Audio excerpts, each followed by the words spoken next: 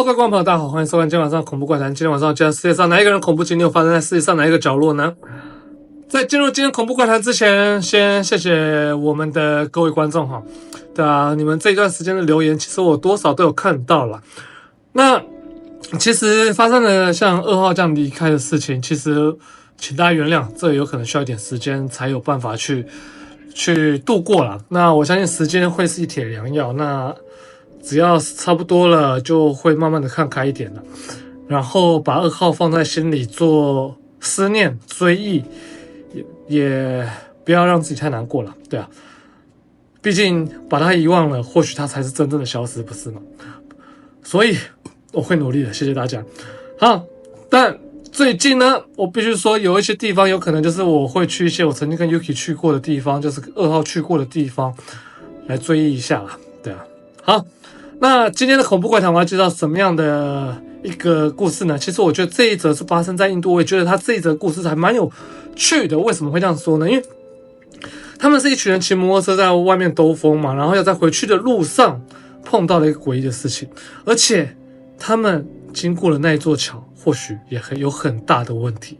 而我必须说，你有时候出去夜游的时候，你会不会看到一台似乎不属于这个世界的人在骑的摩托车呢？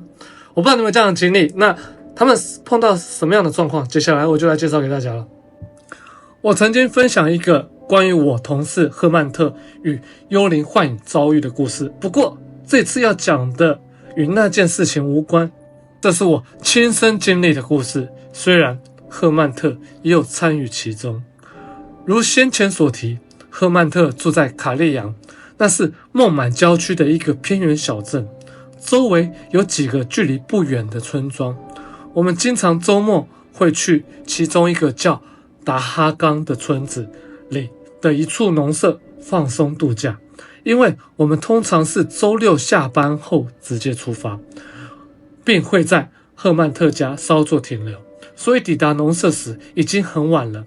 其中一次造访，我们从卡利扬准备好了酒、水果干和食物，于晚上9点出发。我们一行9人骑着5辆摩托车出发。当我们快出城时，突然下起了大雨。这场突如其来的暴雨让我们有点措手不及，毕竟雨季在前几天才刚结束啊。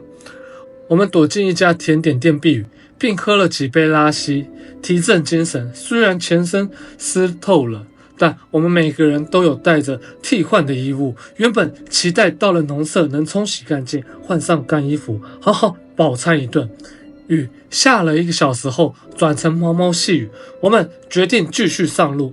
路面因雨水而湿滑，我们只好慢慢骑，以保持平衡。离开市区后，路上的路灯越来越少，加上地形开始变得崎岖，因为那是一个丘陵地带。尽管路面算是宽敞且铺设良好，但有不少上下坡，加上湿滑的地面，让行驶变得困难。我们其中一位朋友梅格那时是个骑车的新手，独自骑行，加上他无法稳定控制车速，所以我们3不5时要停下来等他跟上。当时已经接近晚上11点，道路漆黑一片，虽然还是偶尔有车来来往往，但对一个城市人来说，这种进入乡间地区没有照明路段，真的是难以言喻的体验。我们两旁都是一望无际的农田，前方则靠摩托车的车灯照亮，但只要往后看，就会看到刚刚经过的道路瞬间被黑暗吞没，令人毛骨悚然。终于，我们来到了一座桥，必须通过它才能到达对岸。据说这座桥下的河岸是一些练习黑魔法或阿格霍里游行苦行僧他们最爱聚集的地点。我的朋友赫特曼就曾在这里亲身经历过黑魔法事件，那是另一个故事。据说许多车子会在这里无故的抛锚，因此我们都想赶快穿越这段路程。其中2辆摩托车，4位朋友早已骑在我们的前头，我和一位朋友共骑第3辆车，坐在后座。当我们离桥还有约50步距离时，我们因为梅格纳斯再次掉队而停了下来，而赫特曼与另一个朋友则坐在第4辆车上，也停下来帮忙。他们停在我们后方50英尺处。我一边与朋友聊天，一边时不时回头看，只见后方2辆摩托车灯光仍在，但聊着聊着，我们约有4到5分钟没有再回头。当我们再次回头查看朋友状况时，却让我们惊恐万分，他们连摩托车竟然全都消失了。我们惊呆了，眨着眼睛，不敢相信自己的眼睛。他们真的就这样连人带车凭空消失了吗？我们赶快骑回原地，但现场毫无任何他们曾停留过的痕迹。我们开始慌了，讨论是否该回卡利昂寻求帮助，但又想到还有4位朋友已经过桥，应该先去通知他们吧。尽管感到非常的害怕，我们仍然决定继续往前。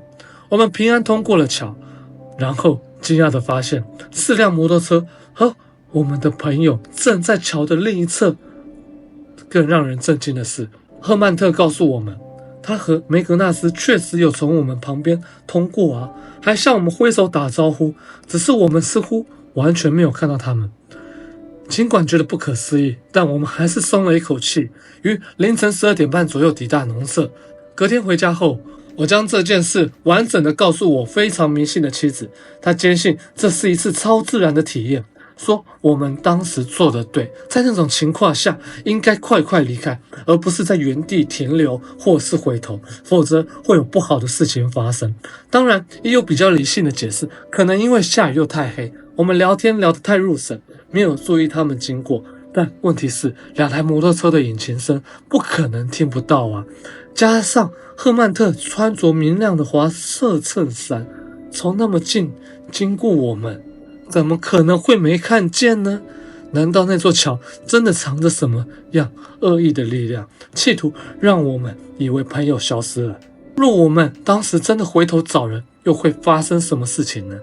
以我的经验来说，真正让人无法否认的灵异事件其实不多，大多数的灵异现象同时也有理性的解释，至于要相信哪一种就见仁见智了。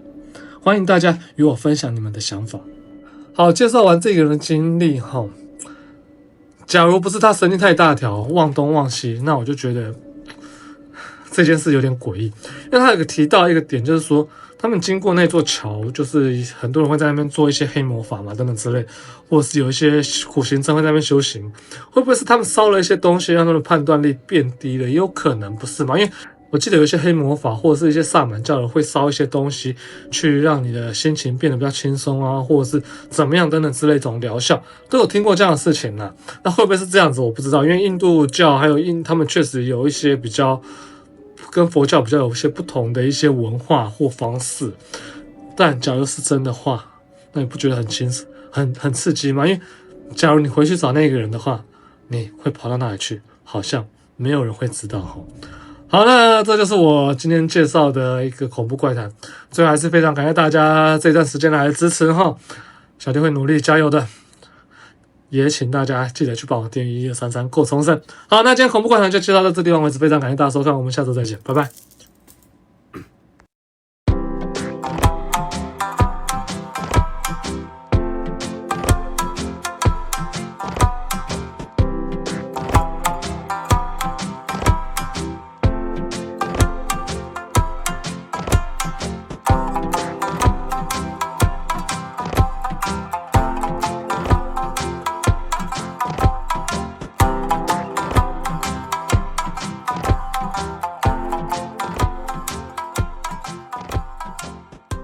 咿呀嚓嚓。